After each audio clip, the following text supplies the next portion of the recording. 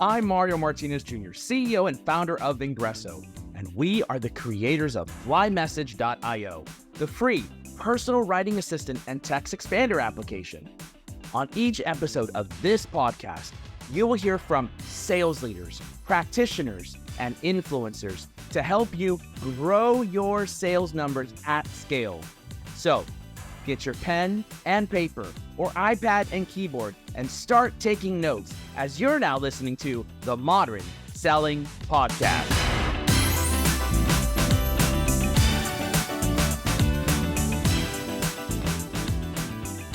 Ladies and gentlemen, welcome to this episode of the Modern Selling Podcast.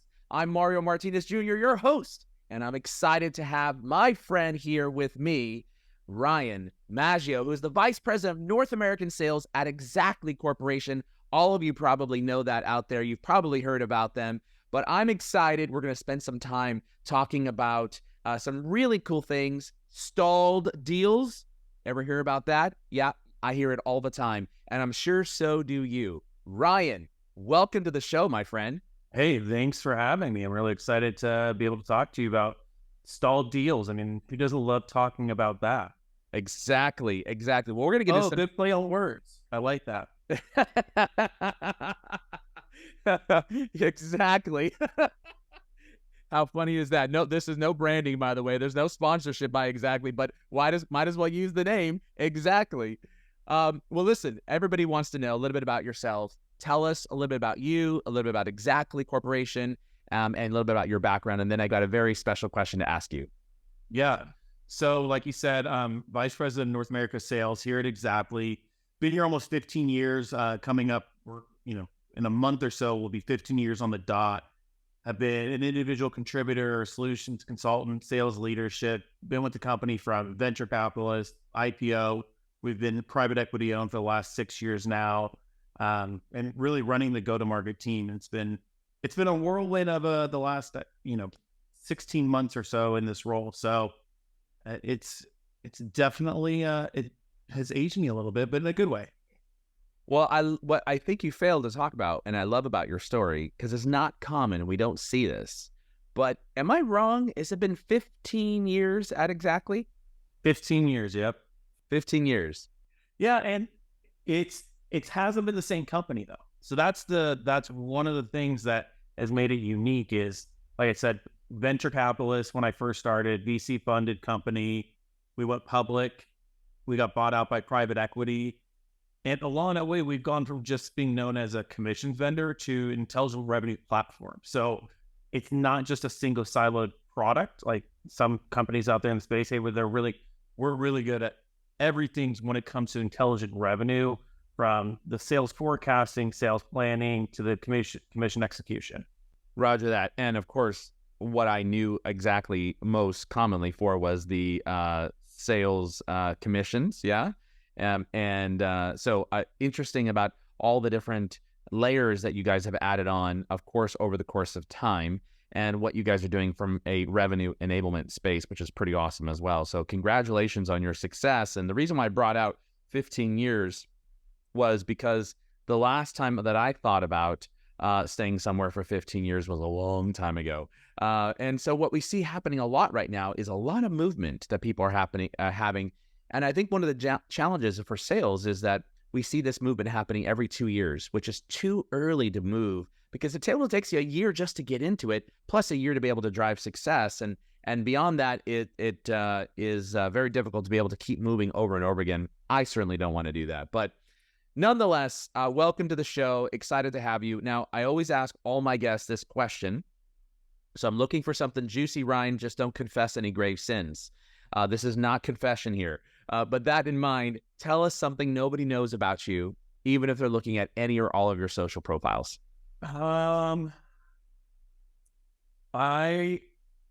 Before NIL deals, and hopefully my parents aren't listening to this today, I don't think they even know about this. I got essentially paid to go to college. So in college, I was working in an Apple retail store, and here in the Bay Area, and they had a college reimbursement program. I made a deal, though, with my parents that if I stayed local, I could live at home, and they would pay for my college education. All I would have to pay for is my books. What I didn't say to them was that I could go submit the college tuition fees and get reimbursed as part of being a full-time employee.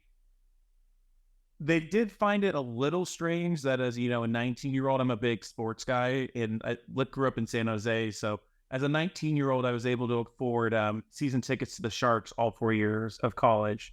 So they still haven't questioned that. So hopefully they don't get a hold of this podcast.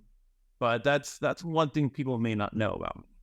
How funny is that? Well, mom and dad, if you're listening in, of course, all the money that you gave Ryan went to good use with great beers at the game. It helped me, you know, buy the ring to propose to my wife. So you got grandkids out. So it's all tied together. It worked itself out. I love it. Well, thanks for sharing that with us. Hey, well, let's get into some nitty gritty details here, and I want to deep dive into some interesting discussions around the topic of stalled deals. But according to a report that was conducted by LinkedIn, they said 86% of sellers experience a deal fall through or completely stall. Let's talk a little bit about that. What do you think causes the majority of sellers to experience stalled deals, no decision? Well, I mean, I think we're missing only 86%. It feels like that should be 100% of deals, right? Sellers feel that. But to go back, you know, it's really the engagement. We focus a lot right now at Xactly or with my team on selling value. I think if you look over the course of time, especially the last, you know, from 2008 to 2022, it was almost well, maybe like 2010, a good time selling effort, right? It was 12 years. People had budget. They wanted to go spend money. So sellers have been trained in this way of, yes, I need to sell value, but not to the value to the extent of people not making a decision. You need to go in. The buying focus has shifted from a fear of missing out on something to a fear of messing up. And I think when a lot of deals are stalling, it's because the sellers haven't addressed with their buyers, how do I overcome your fear of messing up? And they're trying to do that on their own, go to internal resources on the customer side, whether that be IT, whatever that may be. And because we've been in such a good time selling motion, you have to retrain the mind of, how do I go sell right now? How do I go in and drive value, get that person to open up? What is your fear? Because if you tell me what you're apprehensive about, it can be a little bit different of an experience. Okay. So you believe that it's really coming down to the value discussion. What value are we bringing? Or in other words, what business problem are we solving for you that will create value for the organization? So I feel like, yes, true. However, I feel like there's a lot of kicking the tires because a lot of organizations are holding back investing for obvious reasons. Recession, their growth is not high. And so I feel like even if you're proving out value, one of the challenges that I'm seeing is that the value that you're proving is not to the right committee. Well, so that's in value can be taken numerous different ways. How do you prove out value? You know, there's this notion we refer to them as a NINA, no influence, no authority, right? Instead of the high influence, high authority. So if you're going and proving out value to the lowest level person, chances are you're going to stall 100% of the time. You have to go up the food chain. We've seen more often than not, even in our larger deals where we get buy-in all along the chain. And if the CFO is not engaged, the CFO holds more power right now than ever before. And if you're not engaging in the office of the CFO or the CFO directly, chances are your deal's just not going to get approved. So when we talk about value and good time selling, where before maybe a director level could sign off on a deal, they had authority to spend, they can get the signature, they can get the procurement legal process kicked off. Now it's like you got to go 2 steps up to the C-level suite, and they're really going through it with the fine tooth comb. So to echo your point, yes, it's value, but value to the right level. Great point. I love that. Very specifically, though, oftentimes people are challenged with how do I get up a level, especially with certain types of buyer profiles. They have remained very much in I'm in control, and getting above them is very difficult. Any advice that you might have on, like, hey, how are we gonna get to that CFO? What are the things that we should be doing to be able to get to the CFO? And I've got some ideas here, but I'd love to hear yours. I'm a big believer of power maps. So, one of the things I say to my team all the time is create your plan, work your plan, right? So you can't just go sling, emails. Hey, I'm working with, Billy Joe on this deal to help you guys do XYZ to drive X amount of productivity and send that to the CFO. That's never going to work. The CFO is going to think that you're just prospecting. They may not even know that person lower down is even evaluating software yet, and that there is an issue. Like you think about comp, a CFO and comp being sales commissions, they don't necessarily care how the beans are counted. They just want to make sure that it's right? So unless something's blowing up and they have it, they're not going to know that there's an issue. So you have to go in, build a relationship, understand the power dynamic within there, right? You don't want to get single threaded. We look at, like, in the sales commissions world, we have our, the owner of the process, the end users as sales. How do we bring them together? There's actually an old video we did for an SKO a few years ago on our YouTube channel called The Sales versus Finance when it comes to sales comp design and payouts. And it's true. Like, it's factually based. CFO thinks one thing, VP sales thinks the other thing, but you gotta triangulate. You gotta go out and map it. This is part of the value sale.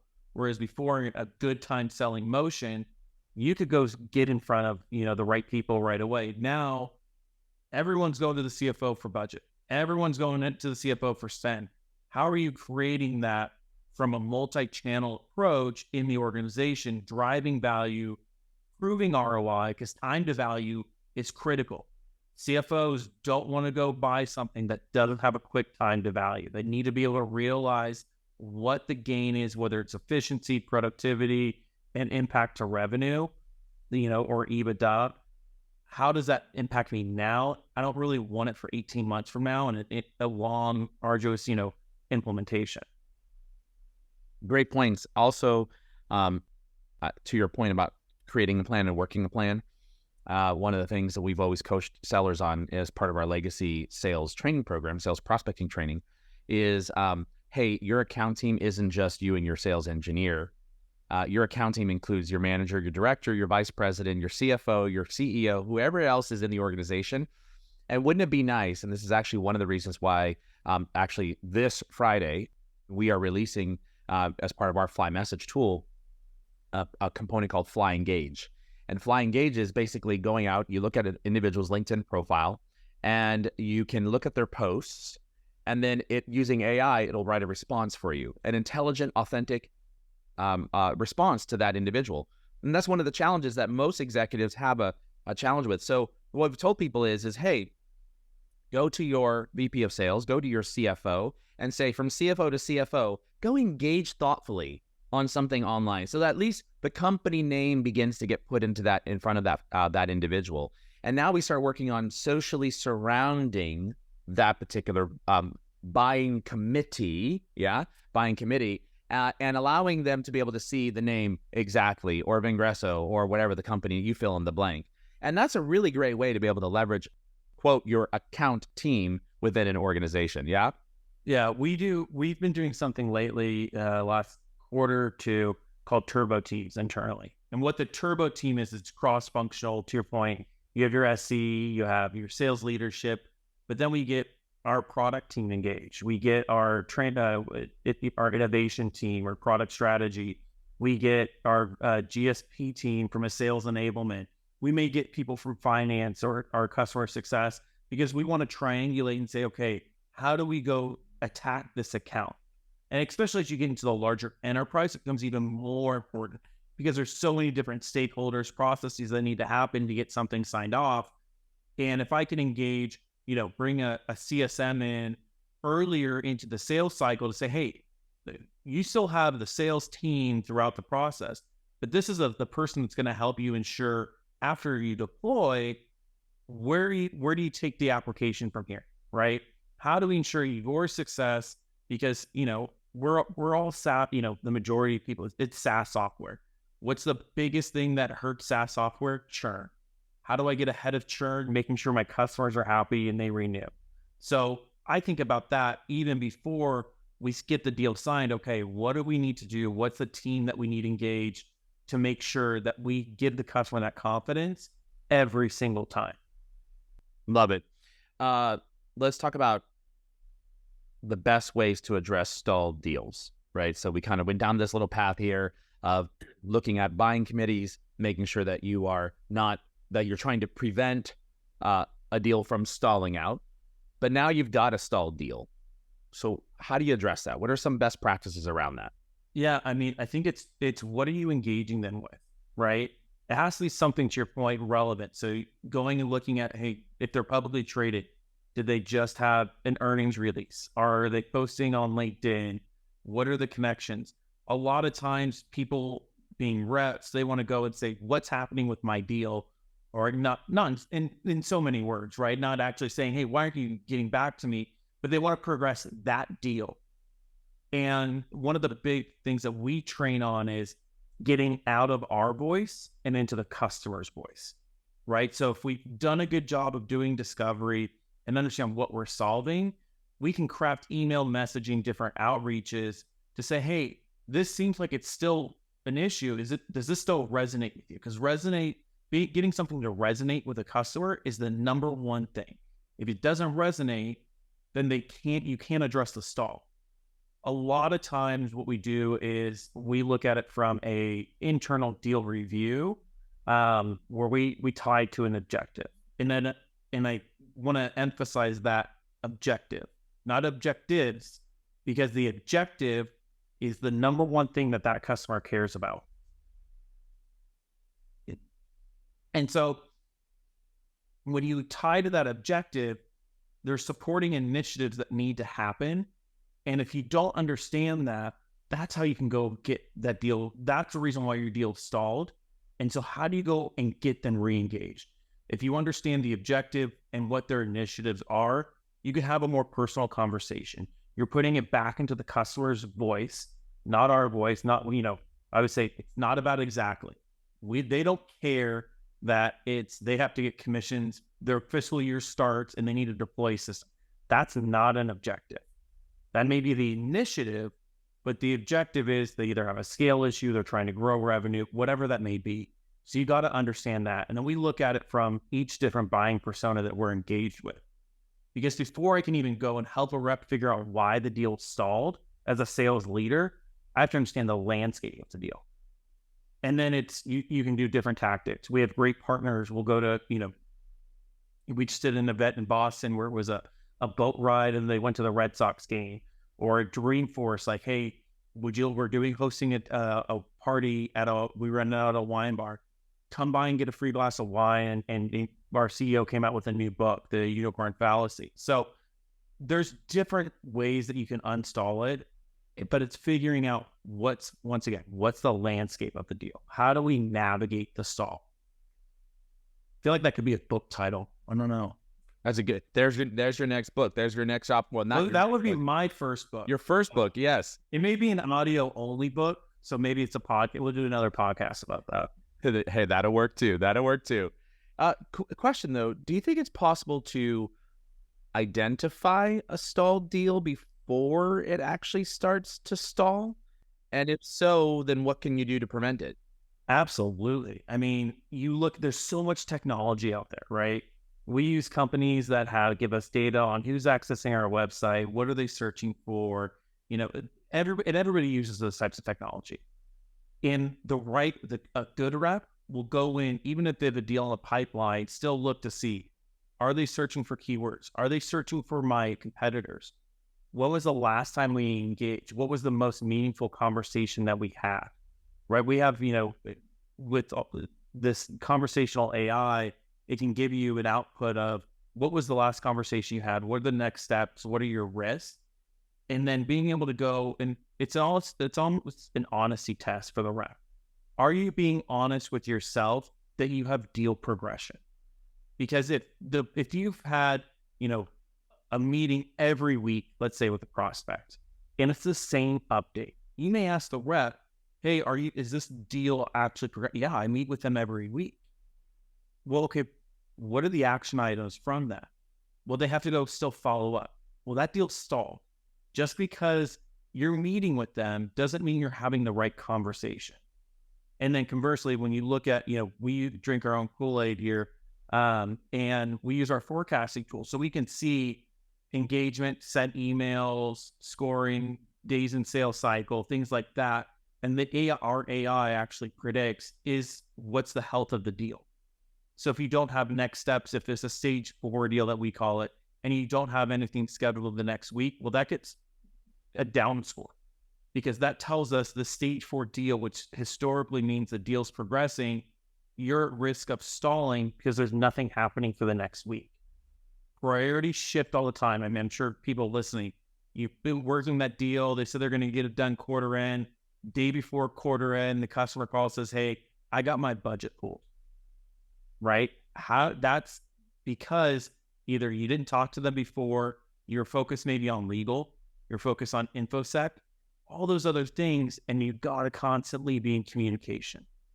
When I was a seller, back in my day, when I was a seller, I used to always say, you can tell me to stop calling you.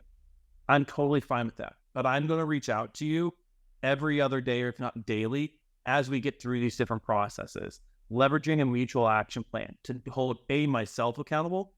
But it's a partnership. It's not just somebody buying, you go and buy a car, right? You have that one transaction, then you may come back in, 5 years or 3 years and get a different car. This is a partnership. So I need to make sure I start my partnerships the way I want them to continue on year after year after year. And that's transparent communication. I think people have a negative connotation with MAPs, mutual action plans. I like them because I think it shows that the reps engage, the customers engage. And that's another way to get ahead of a stall. Because if the customer's not completing their action items, then you're at risk.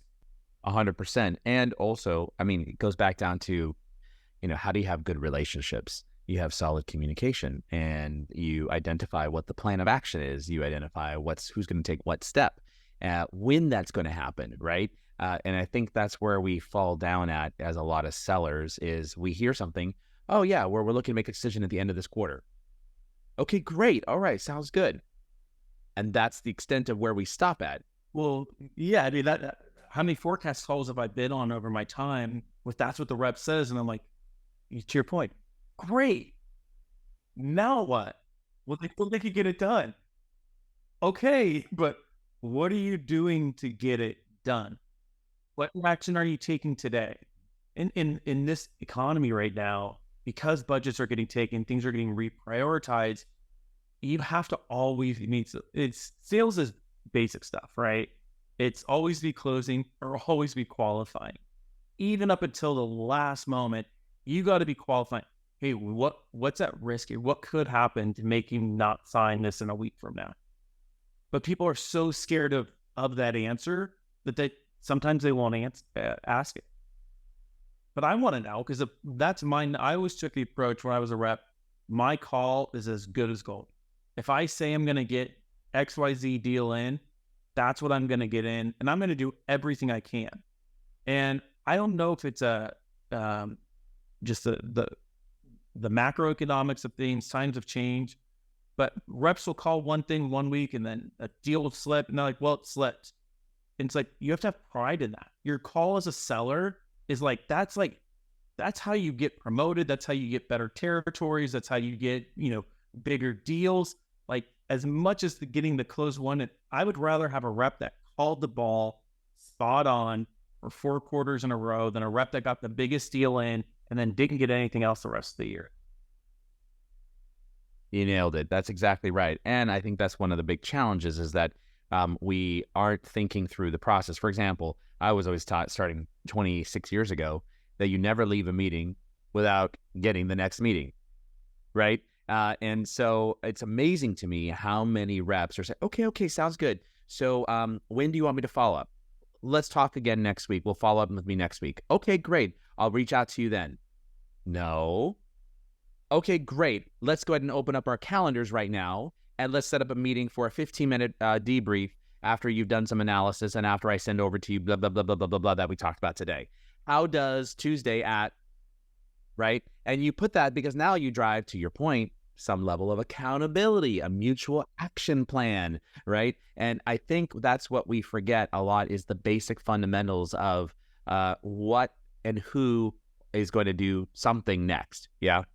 Well, I mean, it's even, if we get it a lot, and my SC brother and them may be listening, they, the customer says, hey, I need this demo. And the rep goes, okay, yeah, we can get that scheduled. But that's a one-sided affair. Like, okay, we could absolutely get that scheduled. But can you get your boss, your CFO to join? Or can you get me XYZ filled? Like, get something back in return. Like, we give up demos and sales like they're, it's just you're handing out, gum. And it's like, it's not, the demo is, that's like sell software. You have to go paint the vision. We're artists in SaaS software. I'm not tangibly handing anybody anything. I'm saying you're going to go to a website in most cases, or, some URL, put in your credentials, and you have this piece where you can make it sing, dance, do whatever it is that you want it to do. Here is the demo that is the keys to that. You don't just give that up. That's like your goal. And people just tend to like, hey, yeah, we can give you a demo. That's fine. Yeah, very, very fair point.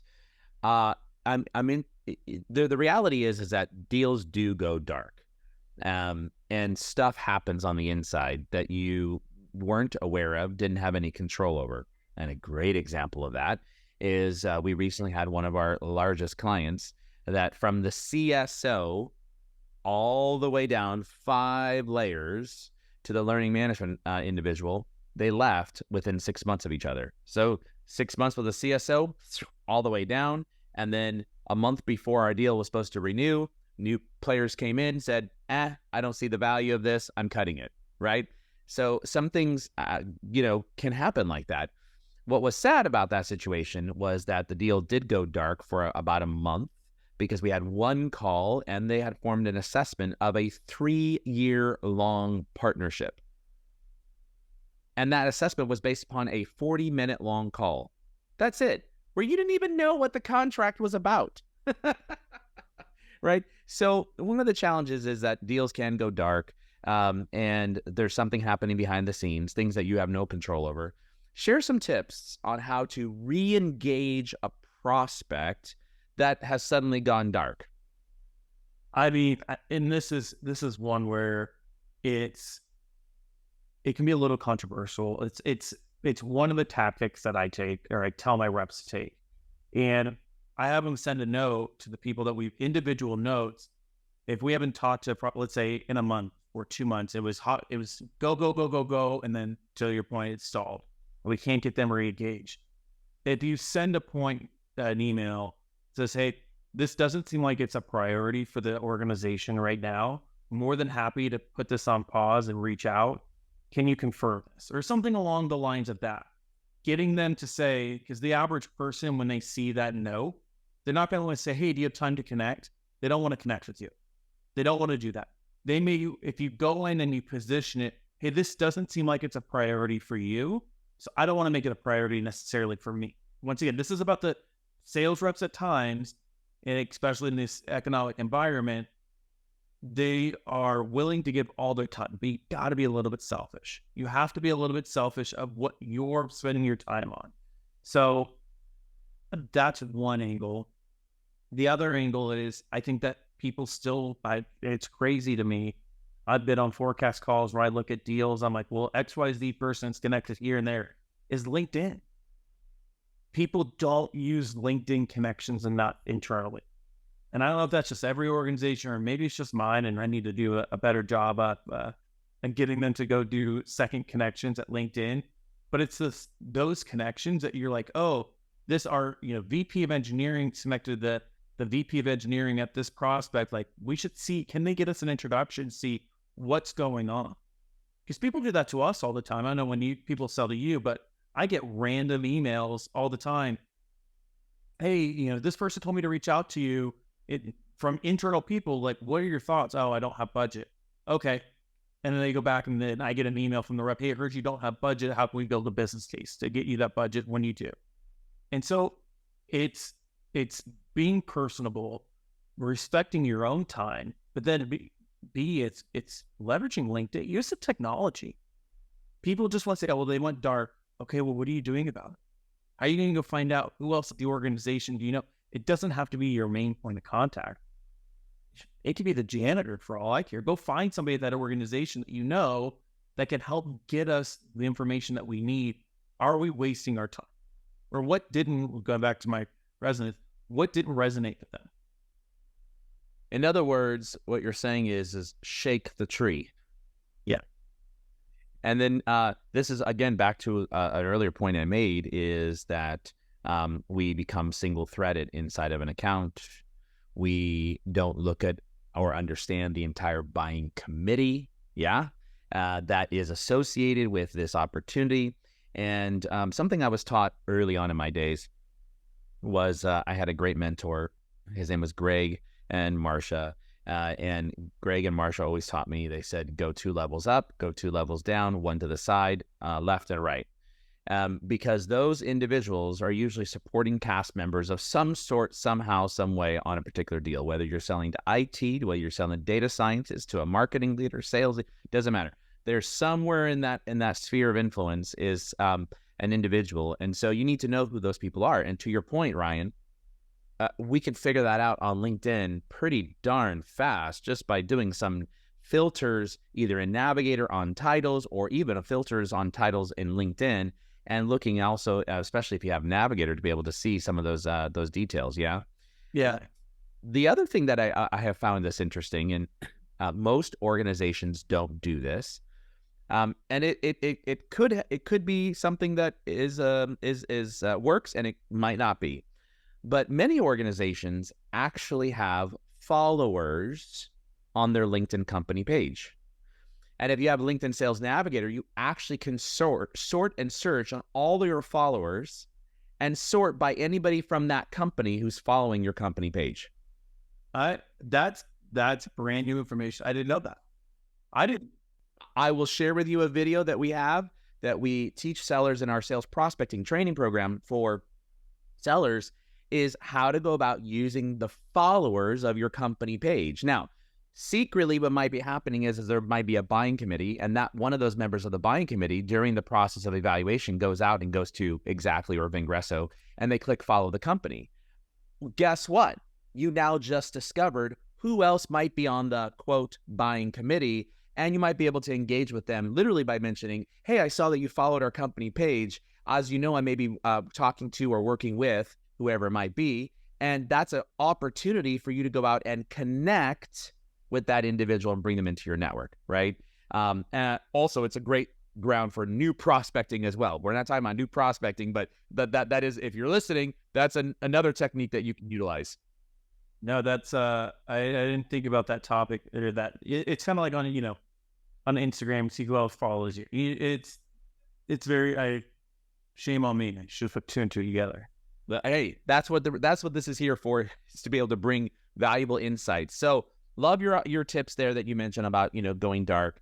Now I know that Xactly you guys are utilizing drinking your own Kool-Aid in these situations, and you're helping your own individual sellers move forward in this hard selling environment. So maybe some of the tips, technology tricks within Xactly. Can you talk a little bit about that? How you guys are doing it internally and then subsequently for your client base? Yeah, I mean, we definitely drink our own Kool-Aid. We look at it, especially with our forecasting tool. There's a whole portion of the insights within there where, and especially it starts really at the sales leadership level, right? Because a sales, as you go higher up, you're not going into individual deals, looking what emails are being sent. You want to see a consolidated view.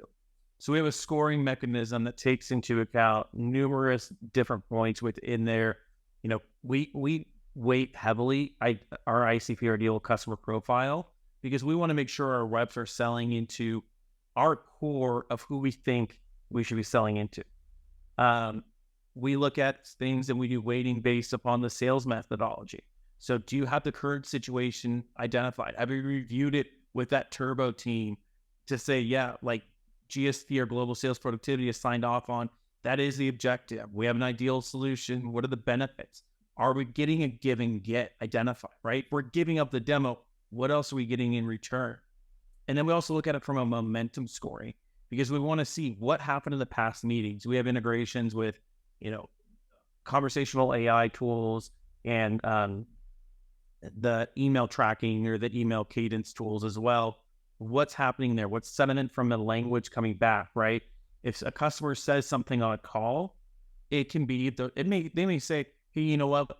We don't know if we can get this done. And the rep may say, oh, well, that's positive. The conversational AI may give that a negative score, right? Because it's taking that one piece of, hey, when people have said this previously and they've mentioned your competitor or, you know, something else, that brings down that score. We also look at tone from an email. Once again, everyone has a different perspective. You know, your perspective is your reality, my perspective, my reality. The good thing about AI and ML, it's one reality. Like, was it good? Was it bad? It takes the human emotional elements out of it. So we want to make sure that we're having those good conversations with them and making sure it's driving momentum. And like I said, it's looking at what are the next steps? Do you have a meeting scheduled? Are you conversing with them on a day-to-day basis or a weekly basis via phone or email? How are you getting it? How are you getting to that? And then within our coaching tab, we also look at one of the big things is the age of a deal, right? How long has a deal been in a stage? Because if you're talking, you know, we're in Q3 right now, right? And a rep's committing a deal Q3 that's been in stage 2, let's just say for 200 days, we know that deal's not going to happen. So how do you have the conversation and coach the rep? Hey, I'm not telling you this is how I think you should look at the data, but let me walk you through what I'm seeing. Here's your activity. Here's the details, where your gaps are, and really getting them. It's our methodology that we use here. It's part of the Vista methodology, is to get it repeatable, right? We don't want you to take this and apply it to one deal. We want you to apply it to all your deals. So, I mean, that's a little bit about what how our solution helps do that. It's really driving the coaching. That's where I'm forecasting. Obviously, our commissions ties into that. So you can be having a one-on-one with a rep. They have this opportunity, like, hey, I think I need an additional discount. Okay. You plug that in to the opportunity and you can see how much in commission, like, hey, you give them that discount, you may lose out on 10 grand. Are you prepared to lose out on 10 grand? Well, no, maybe I should push back. Yeah, but maybe give them half of that discount and you get that money back in your pocket. So it's tying the commissionable event to how to actually go and sell the deal, using it as a motivational factor. I like that. Basically tying it back to commissions, because sometimes we ask for pricing discounts because we think that's what's going to close the deal, but we actually really don't even know. May not nothing to do with pricing or cost whatsoever. And it's totally something else. Back to your original point on the value. What value did you bring them, or how did you help them see the value of the solution? Yeah, I mean, you think about, we used to just give my predecessor, like, he was great, and he would say, you know, let's go win the deals at all costs, right? One thing I've implemented recently is, if you remember back in the day, was, hey, you signed a 3-year term, you get X% off, you have this volume, you get Y, you do a press release, case study, this. If people got away from that and they were like, hey, you get 60% off because I like you. And so they would come back and say, well, I want 80. It's like, okay, but they're not getting any, you're not getting anything. This is the give and get. Yeah, I can give you 80, but what I need is I need a press release. I need a video testimonial of why you selected us. If you want that, like, and I need that in writing, yeah, it can be upon successful go live, but that's the give and get. Like, if I have a rep that needs a 10 or 20% additional discount, that one piece of marketing material is well worth it for me because I can reuse that in thousands of deals. So it's getting them to think about things differently. Once again, it's not a good time selling. I don't know if anybody's ever, the previous people you've had on the podcast, I've said that, but good time selling, it's almost wartime in the SaaS software sales. I think we're on the uptick. I think it's trending upwards, but you got to operate in that mindset. Yeah, great point. It's funny because I was snickering and smiling on the side while you were saying that, namely because we were talking to a peer in the industry, and that doesn't compete against us in terms of the service portfolio.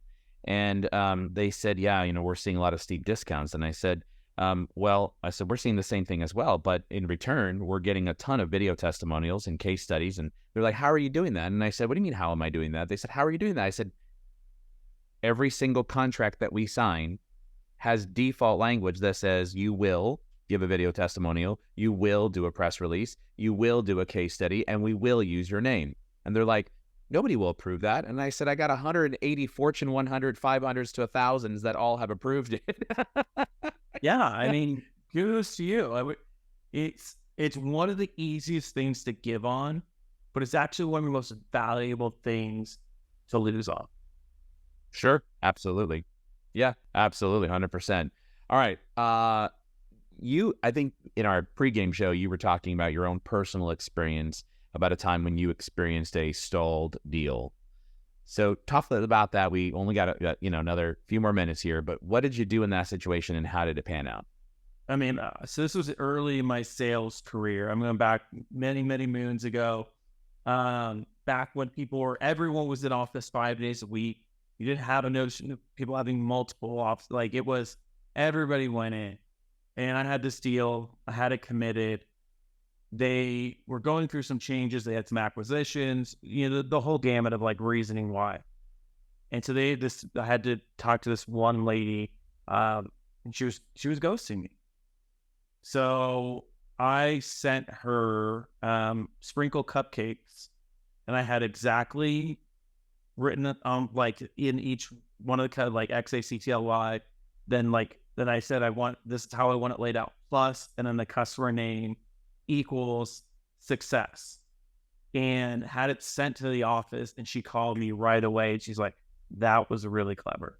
She goes, hey, who doesn't love cupcakes? I know you didn't have to call me and tell me that. You got to deliver. My team loved it. Like, they thought it, people love food. I'm Italian. Everything we do is over food. So food is like the number one thing for me. And it was that she was that outside the box thinking, because you weren't just asking me like, let's get on a meeting. It was, that I'm working I have things going on. I don't have the time to talk. So you're going to do this just to keep the Xactly name to resonate in my mind. Now, do I want to attribute that to me getting that deal done? Kind of, because it's kind of a cool story. But there was a lot of additional hard work that went in and building value and building business cases and additional relationships. But it's when you have that one person that's not getting back, think creatively. They don't always want to talk. People don't always want to talk to salespeople. Believe it or not, you got to think creatively. And that works. That's a great story to be able to close out with. That was actually really good. Definitely have seen and heard about those types of stories before. And those are the ones that where you're thinking outside the box to be able to make stuff happen. You're gonna stand out from the crowd. So great job on that. Ryan, if someone wants to connect with you, they want to be able to reach out, what's the best way? Is it through LinkedIn, Twitter, email? What's the best way to connect with you? LinkedIn or email. I'm not really on my Twitter game's not that or X game, or is it X game now? I guess you would say my X isn't that great, but LinkedIn, email, absolutely reach out. I'm more than happy to have a conversation about any of these topics, stalling deals, forecasting, commissions, whatever it may be. Yeah. On a separate note, I won't go over the horrible branding concept of when you say, should we connect with you on X? People are like, what? Should I X you? Should I tweet you? Is it TweetX? I mean, nobody knows what it is. It's totally horrible branding in that regard. But that having been said, that's not what this discussion is about. But fair enough. So LinkedIn. So if you reach out to Ryan, last name is Maggio at Xactly Corporation, Xactly. Make sure you put a personalized LinkedIn connection request message. Do not just hit the connect button. Add a note or hit the personalize the message on your mobile device and say, Ryan, I heard you on the Modern Selling podcast, so that he knows exactly where you came from. And that having been said, Ryan, I got one last question for you, and that is your all-time favorite movie. What is it? Oh, man. That's a tough one. My all-time favorite movie changes over time because it just depends on the year. But right now, I have a 10-year-old son. He loves baseball. People would expect me to say The Sandlot, going completely a little bit out of left field. Get the pun. Rookie of the Year. That's a good movie as well. That's a good movie. Fair enough. Well, so you're in the categories of what your kids love, you love. We've come to a middle ground. We're a little bit past the cartoons, and I'm like, let's talk about real life people. So. Exactly. So on a separate note, I just watched the movie with my 13-year-old and 9-year-old, Big, with Tom Hanks from I think it was like 89, 88. But they were cracking up laughing. They're like, no, Dad, I don't want to watch it. I was like, no, we're going to sit down. We're going to watch this movie. And, it was a great story. It's totally imaginative and really lots of fun. And they were cracking up laughing. So I'm with you on that one. Oh, that was great. We try to do a lot of sports movies, because that's something that resonates with all of them. So, of course. Well, all of you listening in right now, hey, don't turn that dial just quite yet. Listen to this final message. Thanks for listening to the Modern Selling Podcast.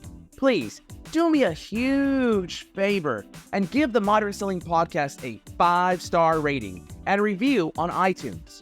Oh, and don't forget, if you'd like to save 20 hours or more in a month and increase your productivity, go right now and download Fly Message, that's flymsg.io, for free. It's your free text expander and personal writing assistant.